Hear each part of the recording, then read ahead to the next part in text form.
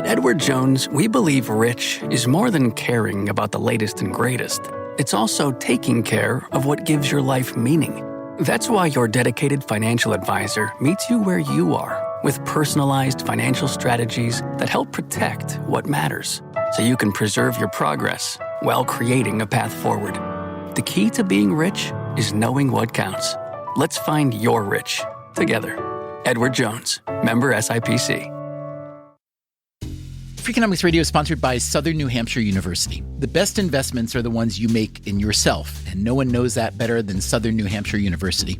With more than 200 online degree programs, no set class times, and low online tuition, Southern New Hampshire University is built to fit your life today and set you up for success tomorrow. Education is an investment. Why not make it a smart one? Apply for free at snhu.edu/Freakonomics.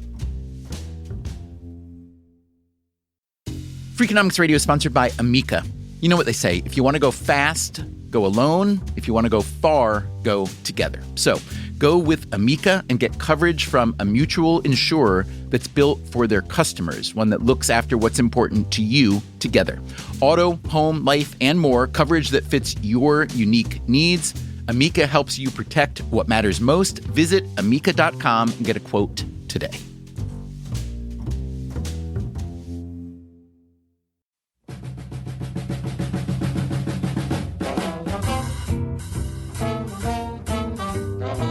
Hey, just because something is free, like a podcast, it doesn't mean it's worthless, does it? That's what we're trying to find out, and we need your help. Has Freakonomics Radio ever accomplished anything worthwhile for you or anyone you know? Maybe someone took an idea they heard here and helped solve a problem or started a company? Maybe you use some of the information or stories we've told to make some improvement in your life, small or large. If so, send us an email and tell us about it. The address is radio@freakonomics.com. We're looking to tell some of your stories in a future episode. So thanks for writing, and thanks for listening.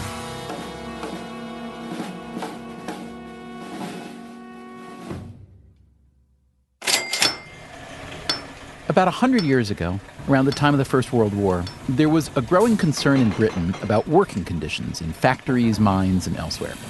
Here's how the historian Anthony Wall described working conditions during the Victorian era. For industrial workers, the working day meant early starts, long hours, and often physically demanding labor in conditions that would have challenged even the strongest constitutions.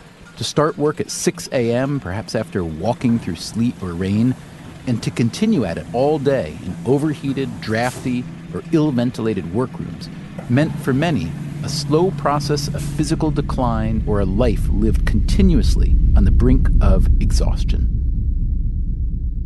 This exhaustion was worrisome for the workers, of course, but also for their employers and for Britain, because exhaustion presumably meant lower productivity, and, well, nobody wanted that. So Britain forms the Industrial Fatigue Research Board. That is so British. Yeah, right? It's soon after the war.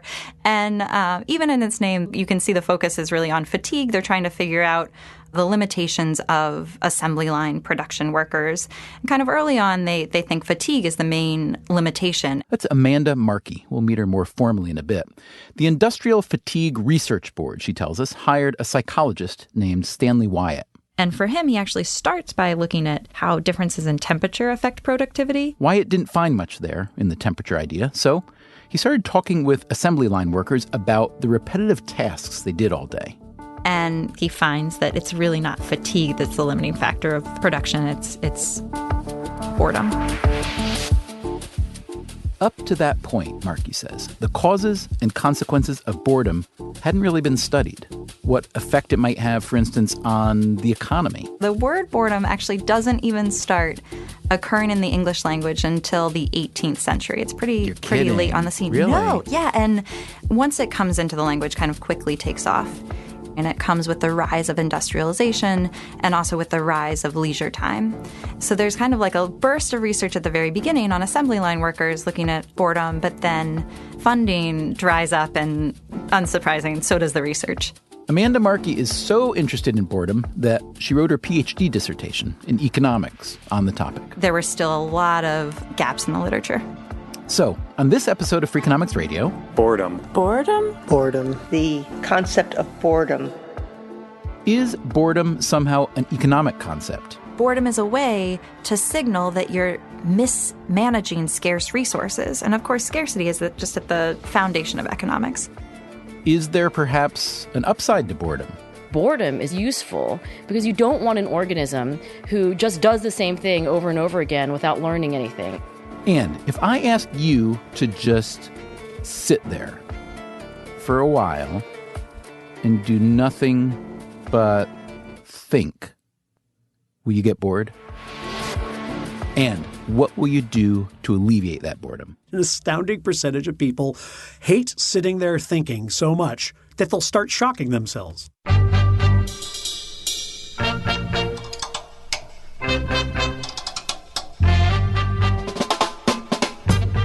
From WNYC, this is Freakonomics Radio, the podcast that explores the hidden side of everything. Here's your host, Stephen Dubner.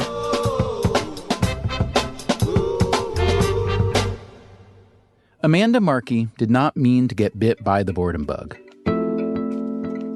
This is kind of embarrassing as a boredom researcher, but I'm hardly ever bored.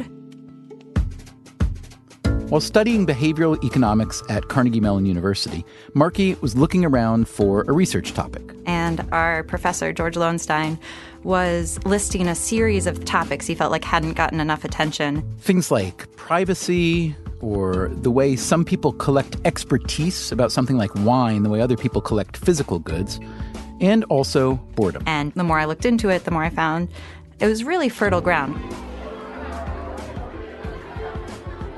These days, Amanda Markey makes her living as an algebra teacher in New York City, which, depending on how you feel about algebra, makes her an automatic boredom expert. In any case, the fact is that psychologists have yet to really land on a clear, universally accepted definition of boredom and what causes it. Is it a lack of novelty, the absence of meaningful engagement, or maybe it's a somewhat useful dormant state? But here's what experts do know about boredom. Okay, so there are two types of boredom. There's trait boredom and state boredom. State boredom is being bored in the moment, as in, this movie is boring. This party is boring. This podcast is boring? Please, God, no. And then there's trait boredom. Trait boredom is the question of, are you the type of person who's likely to experience boredom? That is, are you someone who's routinely bored no matter what you're doing? Again, Markey points out that boredom research isn't all that far along, but earlier studies have at least shown that boredom is associated with a lot of negative things. Boredom is associated with depression, it's associated with loneliness, gambling, drinking, dropping out of school. Now, saying that boredom is associated with those things doesn't tell us if boredom causes them. It could be that loneliness is boring, that depression is boring, that you get bored once you drop out of school. There is, however, some evidence to suggest that people really can't stand to be bored. Hi, Dan Gilbert. Dan Gilbert here. Stephen? Dan Gilbert is a Harvard psychology professor. He mentioned some research he had conducted on the disengaged mind. If you're interested in boredom, you might be interested in an article that Tim Wilson and I published in Science last year. Here's what Gilbert and Wilson wanted to know. When people find themselves with nothing to do but think, have to entertain themselves with their own thoughts, is that a pleasant experience? To find out, the researchers recruited 55 undergrads, male and female. They put them in an unadorned room, one at a time, and exposed them to a variety of positive and negative stimuli. A recording of guitar music, for instance. A color photograph of a cockroach. And a mild, but still quite painful, electric shock. The participants were then told to imagine they'd been given $5. Then they were asked whether they'd pay some of that money to not receive the shock again.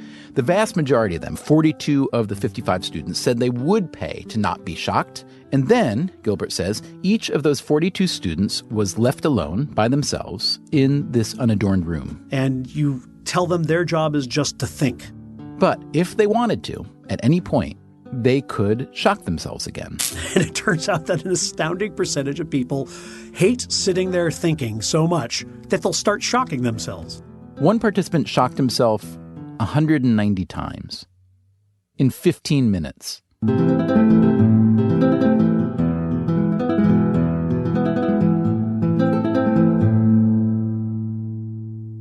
Now, granted, this was a very small and narrow experiment, but let's assume we take its findings at face value, that having nothing to do but think is so unpleasant that some people would rather inflict pain on themselves to relieve their, well, this is another assumption, but let's say it, to relieve their boredom.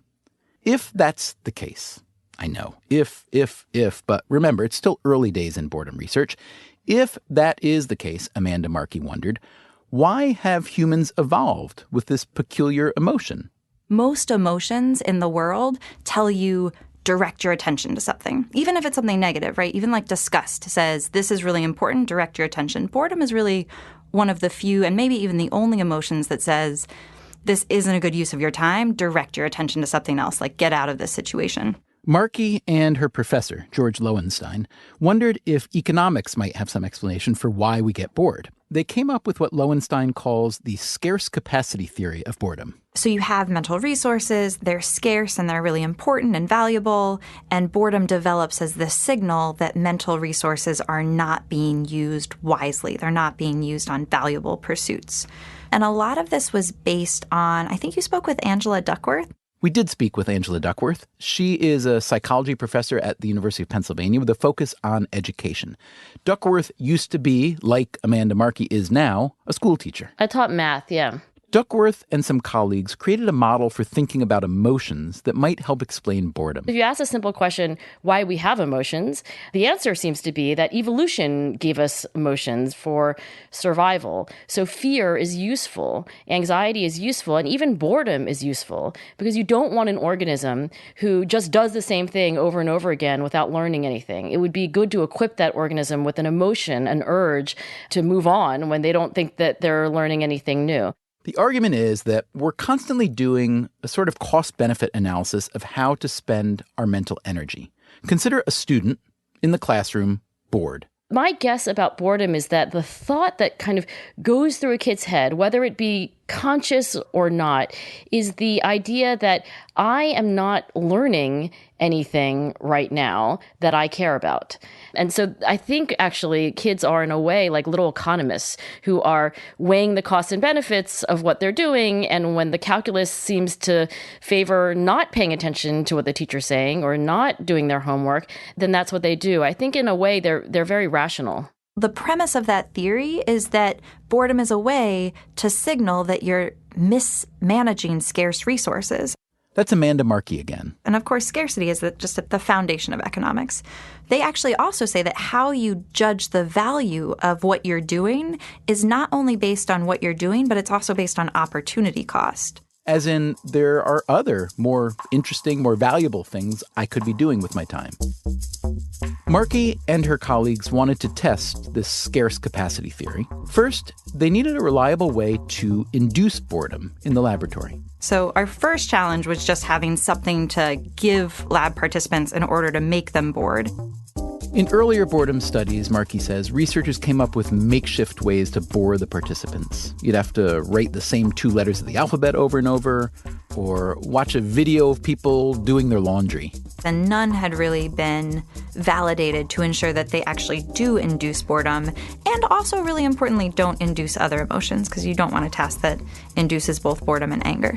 So Markey and her fellow researchers came up with a series of boring-seeming tasks and began testing them to find the boringest of the boring. Which was fun because everyone has an opinion on the most boring situation. And one guy in the lab meeting said the worst job he ever had was working at a bank and having to match signatures.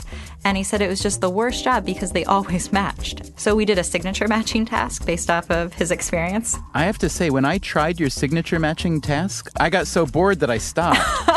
Markey and her team even produced their own boring video. I've been asked to tell you about my day yesterday. They hired an actor to play the part of an office worker who sells cardstock. I guess it's important to let you know that I work for a company that orders office supplies for other companies and communicates. It was a pretty low-budget production.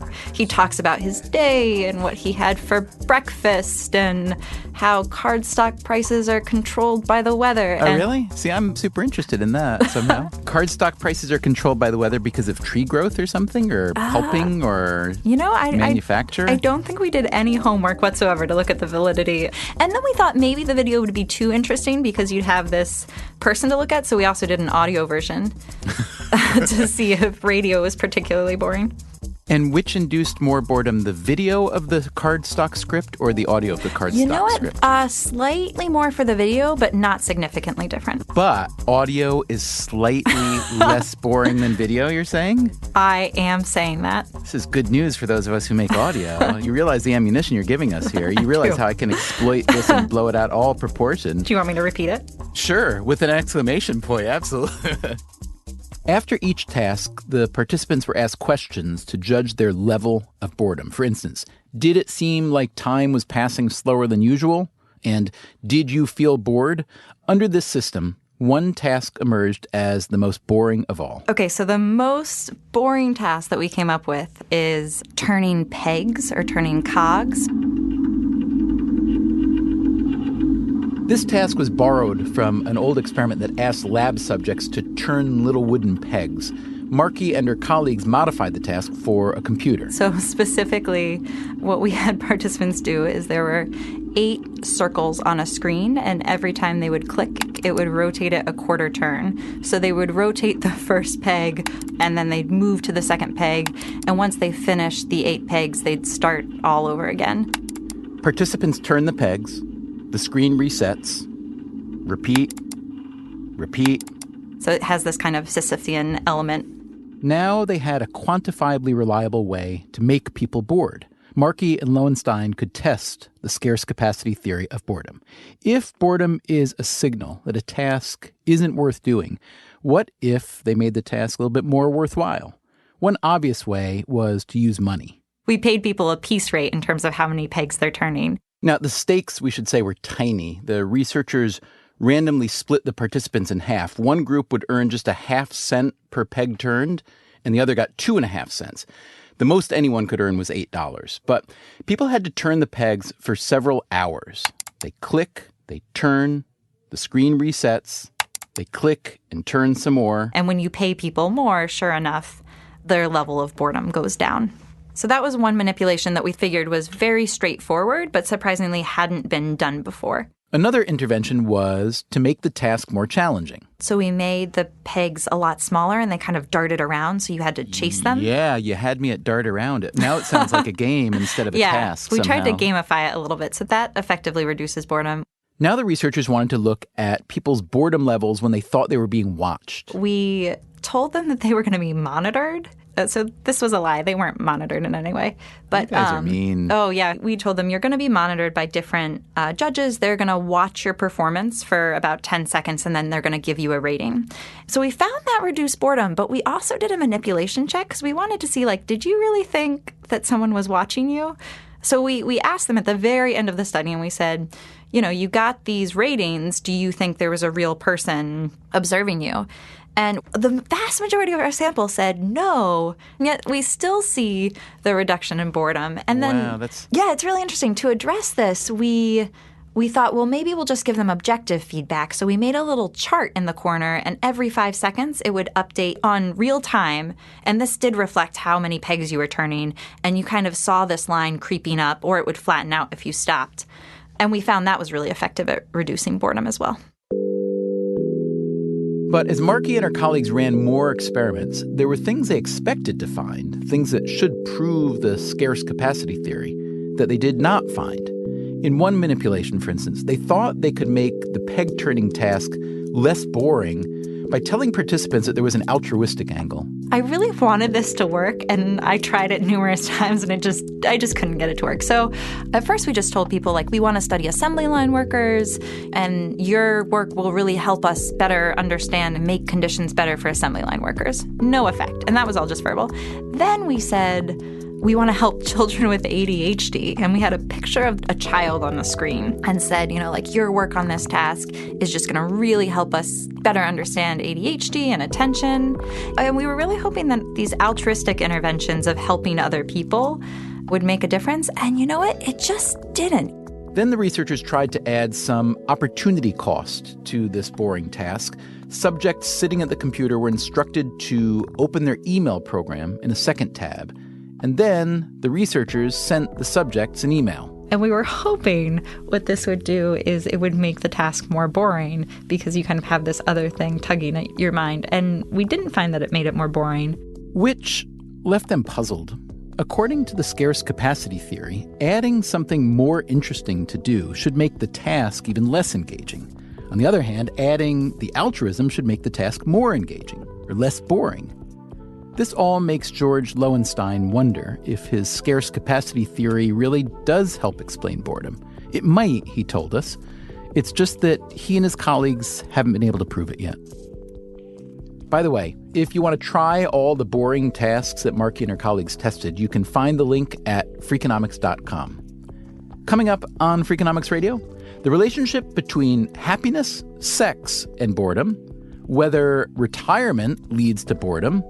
But first, we hear what you, Freakonomics Radio listeners, have to say about boredom. Hello, Freakonomics Radio. My name is Margaret. I am 20 years old, and I am from Boston, Massachusetts. My name is Ted Schmitz. I'm 27. I'm a valet in Arizona. I really feel like I never really have time to be bored. But in place of that, I've seen a huge increase in anxiety or depression. So what actually happens is if I find a time when I'm bored, I have this panic attack. I don't know what to do with myself. I'm 65 years old, and I suspect that you're not going to find many people my age who are bored. I really just want to be okay with being bored again. The older you get, the less bored you are because time just goes away. Hi, my name is Sabrina. I am bored because I'm lazy. I don't even understand the concept of boredom anymore as an adult. I think the bored people will be the young ones. I live in Bozeman, Montana, and I am 11 years old. Hi, Freakonomics. My name is Ryan. I'm 28. I live in New York City. If I ever felt bored, I would probably just jump for joy. I've come to realize now I have 3 years sober, which I only mention because I used to think that in part I was getting high and drinking because I was bored. But in sobriety, I've come to see, and in part just as growing up, that boredom is a BS cover-up word for loneliness. There's no such thing as boredom. Freakonomics Radio is sponsored by Figure. Did you know that 40% of homeowners own their home outright? If that's you, don't let your equity sit idle. Tap it with a home equity line of credit. Figure, the #1 non-bank HELOC lender in the U.S., helps tap equity you've built in your home so you can do things like tackle a renovation or pay down debt. HELOC is a line of credit secured by your home. You can draw what you need, repay, and draw again. Figure offers a 100% online application. Get approved in 5 minutes and funding in as few as 5 days. It's faster than a bank loan and cheaper than a personal loan. Check your rate today without impacting your credit at figure.com/Freakonomics. This post is sponsored by Figure, NMLS ID 1717824. Figure is an equal housing lender. For more information about their licensing, visit nmlsconsumeraccess.org. Figure's HELOC is subject to credit approval and terms apply. Freakonomics Radio is sponsored by Everpure. Data is crucial to businesses, but managing it can create friction, risk, and manual work. Everpure transforms static data into a living system, intelligent, instantly accessible, secure, energy efficient, and ready to perform. Plus, there is zero downtime for upgrades and maintenance. Whether your data is in the cloud, on premises, or at the edge, Everpure makes data management so simple it feels like second nature. Tame your data chaos with Everpure. Visit everpuredata.com to learn more. Freakonomics Radio is sponsored by Southern Company. The world and its energy needs are always changing. Southern Company's commitment to meeting this demand stays the same. That's because Southern Company believes energy is more than a utility, it's what powers possibilities. So they are looking ahead and investing $80 billion in infrastructure upgrades and are committed to fueling growth in ways that benefit all customers so that reliable and affordable energy is accessible for generations to come. Go to southerncompany.com to learn more. Southern Company, building the future of energy.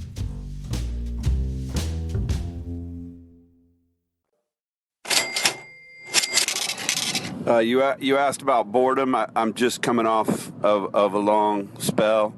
I have a restaurant, and it's in the middle of Florida, but my family moves to the beach every summer.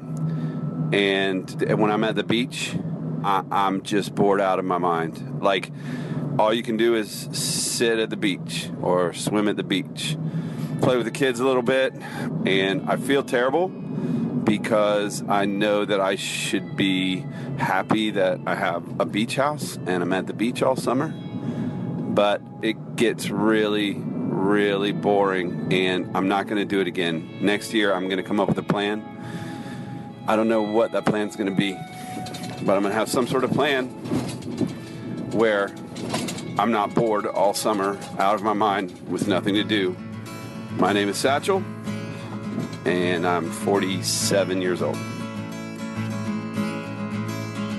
What makes you bored?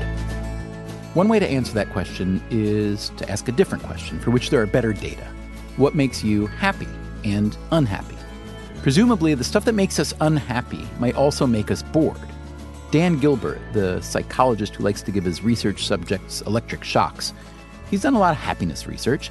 He and his colleague Matt Killingsworth looked at data from more than 2,000 adults who said how happy they were during certain activities. When you look at what people are doing and what they're thinking and how they're feeling as they go about living their everyday normal lives, you find that people are obviously very happy when they're doing things like eating or having sex. They're not very happy when they're doing things like working or commuting. And what about when they're just resting, like Satchel Ray hanging out on the beach in Florida? The answer is about as unhappy as when they're working or commuting. But if you ask people what they see themselves doing when they retire, most of them talk about some version of rest. Rest is the wrong answer, and we even know why from these data. When people rest, their minds wander. And when the mind wanders, it doesn't usually go to a happy place. People who are engaged in an activity are almost always happier than people who are not. So any retirement you plan that doesn't have you engaged in activities is probably not one that's going to make you happy. Uh-oh. Does this mean we need to rethink retirement, too? I'm kind of in a staged retirement and will be playing a little bit more golf, I think, than I have. That's Robert Willis. He's a professor of economics at the University of Michigan. Until recently, he directed the National Institute on Aging's Health and Retirement Study, or HRS. Which is a very large longitudinal study that's designed to follow people and their spouses from the time they enter the study in their early 50s until they die. And it collects data on a wide range of economic, health, psychological, family, and other kinds of variables. The HRS is nationally representative with data on about 20,000 people so far. And it's conducted in a way that lets researchers measure the impact of retirement at different ages. The HRS is also the model for similar studies in many other countries, which makes for good international comparisons. The intent all the way along was to kind of ensure that the data sets were as close as possible. If you look at international retirement ages in the late 1950s, Willis says, you won't notice much variance. The labor force participation rates of older men were very similar across all of the European countries, the United States, Japan, and so forth. We're talking here about men aged 60 to 65. But fast forward to the 1990s, and now there's a big split. So that in Japan, labor force participation had remained really quite high. In the U.S., participation had fallen some, but not dramatically. But in some countries, most notably the Netherlands and Belgium, male participation rates at those ages had fallen from something on the order of about 70% in the early period down to about 20% by the mid-1990s. The difference was almost entirely accounted for not by individuals' choices about when to retire, but retirement policies. The U.S. has a relatively neutral system of taxes and pensions and the like in terms of how long people work. So, for example, the Social Security payments that you receive are higher if you delay retirement than if you retire as early as you can. And France, on the other hand, has a lot of strong incentives to retire early, and people, in fact, do retire quite a bit earlier than in the United States. For a researcher, these differences create a sort of natural experiment that can be used to help understand how early retirement affects people. And that's exactly what Robert Willis and a colleague, the economist Susan Roeder, decided to do. They wanted to learn about the relationship between retirement and mental cognition. Their instrument of choice was a memory test. A test that asks people to listen to a variety of very simple words. This is an exercise that's already built into those big longitudinal retirement studies. Words like bird and tree, lake, army, car, truck. And in Italy, France, or Germany? There are, of course, words in Italian or French or German. Camion. Uccello. Lastwagen. But psychometric techniques have been used to make sure that they provide comparable measures of memory. Baum. Albero. Oiseau. Army. Participants hear a list of words and are asked to immediately repeat the words to the person interviewing them. Voiture. Tree. Militaire. Lago. And then about 5 or 10 minutes later in the interview, the interviewer will say, "Oh, remember those words that I read to you a while back? How many of those can you repeat back to me now?" Bird. Esercito. Camion.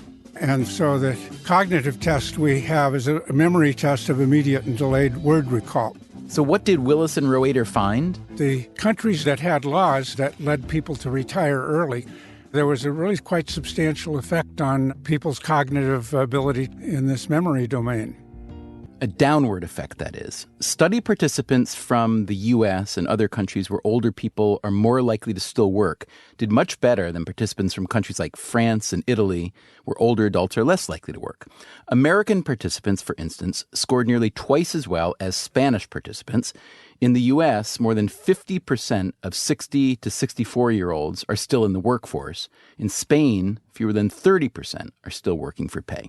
Willis calls this cognitive decline the mental retirement effect. The basic idea is that if you exercise your mind and you're in a stimulating environment and you're motivated to use your mind, that you'll maintain your cognitive abilities. Conversely, if you are in an unstimulating environment, don't exercise your mind, the effect would be negative on cognition. So in that sense, it's very much like the idea that physical exercise leads to physical fitness. Willis is fairly confident the effect is causal, that retirement leads to lower cognitive levels. But as to the why, we don't really understand the underlying mechanisms very well. We asked Willis whether boredom might have anything to do with the mental retirement effect. I must confess that when you called me, that I had not really thought about boredom, apart from occasionally thinking about my own boredom. But he agreed that boredom is a plausible factor to explain the mental retirement effect, so he did some digging for us, and he found that the HRS, the Health and Retirement Study, was already thinking about this. There was a boredom question. It's part of a series of psychological measures that participants are given every 2 years. So it said, during the past 30 days, to what degree did you feel bored? Not at all, a little, moderately, quite a bit, very much. Now keep in mind, this is a survey for older Americans, 50 and up. Only about a quarter of these respondents reported feeling bored moderately to very much. Very much was only about 3%. So somebody who's really very bored, that's not a majority status by any means, but it's also a fairly significant number say they have experienced some boredom. Willis got curious about the correlations he might find in these data. And I discovered, for example, that being married, people who are married are significantly less bored than people who are not married. So that kind of goes to the idea that part of boredom, at least, is a matter of interactions with others, probably, and people who are not married probably have fewer interactions with others. Education is an important variable. The less educated are substantially more bored than the well-educated. So if people with less than high school have about 25% of them are bored, and that falls to about 14% for the people with college degrees or graduate degrees. Work status, there are about 20% are bored among workers and about 25% among non-workers. And because respondents take the survey every couple of years, Willis could see how their boredom answers changed after retirement. There's really quite a strong negative effect. That is, the people who were working in 2008, who subsequently did not work in 2012, were slightly more bored than they had been.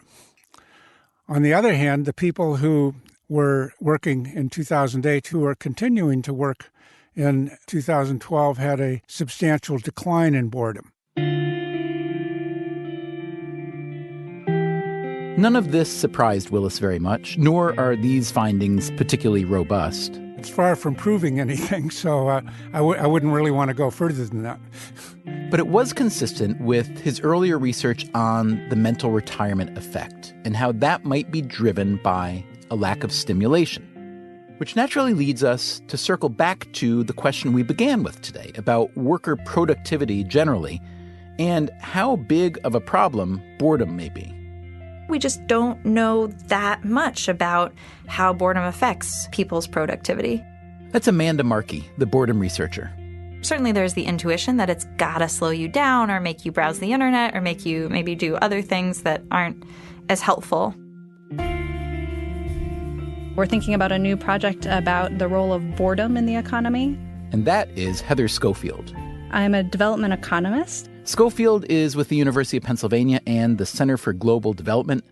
She does a lot of work in India, and the new boredom research project she's thinking about concerns Indian farmers. So you're very busy when you're planting things, and you're very busy when you're harvesting. But agriculture being seasonal, there's also a lot of downtime. The ensuing boredom, Schofield says, may affect worker productivity. Where people who basically don't have a lot going on, keeping them occupied and keeping their brain moving, go into something of a stupor. And it becomes very hard to get anything done. And that stupor, Schofield believes, can have a compounding effect. There's actually very good data in agronomy saying if you weed your plants maybe twice or 3 times in the season instead of once, you'll actually increase your yields dramatically. But maybe you end up in this kind of mental retirement state because there's not a lot going on, and it's hard to get yourself out the door to weed the plants because you can always do it the next day. So basically then the idea is that this mental retirement or this boredom may actually in some ways decrease people's output even more. And conversely, if you actually get people to work more, it may crowd in labor rather than crowding out labor, which would be pretty surprising. So that is to say, if I get you to work more, it would actually make you work even more because it gets you out of this state of kind of boredom or mental retirement. Heather Schofield doesn't know yet whether this is true. We'll have to revisit that research down the road. But it does make sense, doesn't it? That boredom can feed on itself and make you even more bored, just as productivity can also feed on itself. So, if there's even a slight chance that boredom does lower productivity, shouldn't we think about alleviating boredom in the workplace? I think there are probably some really cheap interventions that you could do. Amanda Markey, you will recall, ran all those experiments trying to reduce boredom by paying people, by turning their boring task into a game. What ideas does she have for fighting workplace boredom? One would be a competition and recognition. We actually haven't tested competition, but I imagine what that does is that, all of a sudden now you're kind of doing a different task because you're trying to do it as fast and quickly and efficiently as possible. So I think that would be pretty effective. But remember, Markey now teaches high school algebra. I think I would go with totally gamifying a school. Like always having that progress bar in terms of are you learning, are you not? How do you compare with others? And I think this would achieve the short-term goal of having students learn subjects. I really worry, though, if it's going to make kind, hardworking, persistent students, which is ultimately what we want. Angela Duckworth, the Penn psychologist who used to teach high school math, argues that boredom, for all its obvious downsides, may serve a useful purpose. We need that feedback to say like, hey, you might not be learning very much right now. Notice that you feel this boredom and then see where that thinking leads you. Now what do you think? Now that you've realized that you're bored, what do you think is really going on? So Is boredom, whether you're a teacher looking out at your classroom of students or whether you're just a person sitting there thinking about, well, I feel bored and I'm going to try to relieve my boredom and click around on the web, and all of a sudden it's an hour and I feel worse in the end. Can boredom in either of those cases be what we might consider a really useful signal, something that we should act on, but we don't really act on in necessarily a positive way for the most part? Yeah, I generally think, I mean, if you want my secret view of like what success in life really is from a psychologist standpoint. I want your secret view of like, success in all life, right, definitely. So I'm just going to go out on a limb here and say it. It's not that I have like all the, mountain of evidence and so forth, but I think it really comes down to this. Every successful person that I've ever interviewed, and I do a lot of interviewing of successful, gold medalists and CEOs of Fortune 100 companies and so forth, every single one is extraordinarily metacognitive. By that, I mean that they are able to reflect on their own emotions, their own thoughts, and their own behaviors. They're sort of able to step outside themselves and say, what am I doing? What just happened there? Is that something that I liked? Did I not like it? What can I do to kind of go back into the situation and do it differently next time? 201, I would say that is characteristic of successful people. And so therefore, if you're bored, I think it's a very healthy thing to say to yourself, I noticed that I spent 4 hours today at work. My husband said this to me actually last night. He said, I realized that I really hate reading construction contracts. So he's a real estate developer. And he had this moment of metacognitive insight that he found this like the most boring part of his job. And then what he did was he like acknowledging that boredom. He's like, they have to get done, right? And they actually have to get reviewed very carefully because otherwise I could lose a lot of money. So he decided to call a construction lawyer and he delegated a bunch of this stuff and he felt terrific about it. I think not that every kid can delegate reading their homework assignment or delegate memorizing their time scale. You can't always do that. But that moment of metacognitive insight to know thyself and then to say, okay, well, given the situation, what could and should I do about it? I think that is truly crucial. I hope we haven't bored you today. I also hope you will send us an email to radio@freakonomics.com with any examples of how an episode of Freakonomics Radio has changed the way you think or live, maybe some problem you've solved, maybe some enemy you've defeated. Let us know. Coming up next time on Freakonomics Radio, what is the one ingredient that most kitchens are severely lacking? Science. I think a lot of people think of science as sort of the opposite of tradition or the opposite of natural. And really, it's not. The science of cooking and also the science of eating, how some foods, for instance, aren't nearly as nutritious as you might think. Veterinarians don't even recommend it as rabbit food because there's not enough nutrients to support the health of rabbits. That's next time on Freakonomics Radio. Freakonomics Radio is produced by WNYC and Dubner Productions. Today's episode was produced by Christopher Worth. Our staff also includes Irva Gunja, Greg Rozalski, Jay Cowett, Merritt Jacob, Kasia Mihailovich, Caroline English, and Allison Hockenberry. We had help from Nagar Fatali. We'd also like to thank Maureen Boudreau, Giuseppe Santochirico, Rupert Allman, and Danya Ravasani. And if you want even more Freakonomics, the books, the blog, side projects, and so on, come visit us at Freakonomics.com. You can also find us on Twitter, Facebook, and don't forget, subscribe to this podcast on iTunes or wherever else you get your free weekly podcasts.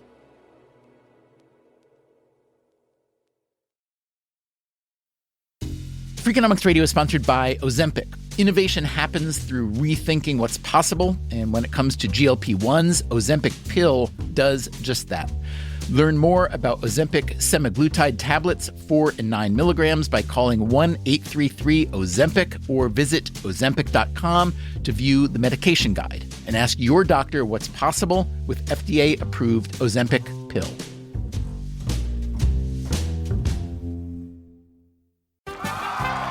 Welcome back to Should I See a Doctor?